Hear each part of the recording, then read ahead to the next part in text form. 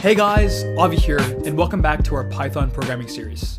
Today, we're going to dive into the usage of try and except statements in Python.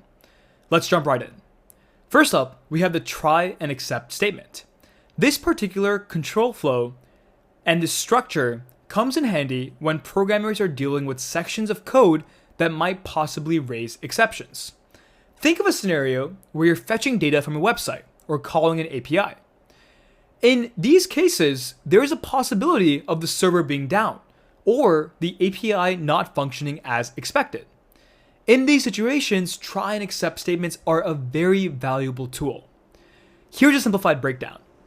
If the try block encounters any errors during execution, the control gets passed over to the except block. To illustrate this, consider the following example. We start with try.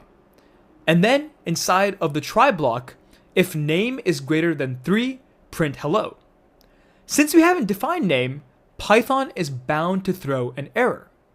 Now we can handle this error with our except block. Except print an error was detected in your code. Please check your code.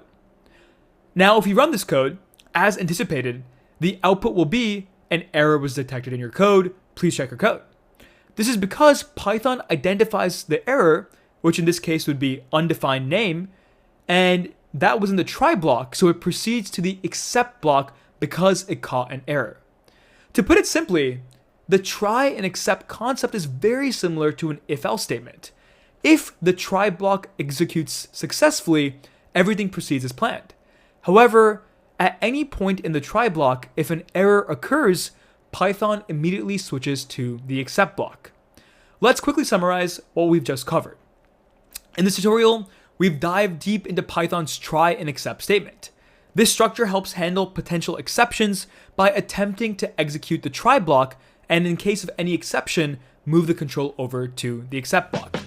This was an overview of try and except in Python. Thanks for listening, guys, and I'll see you in the next video.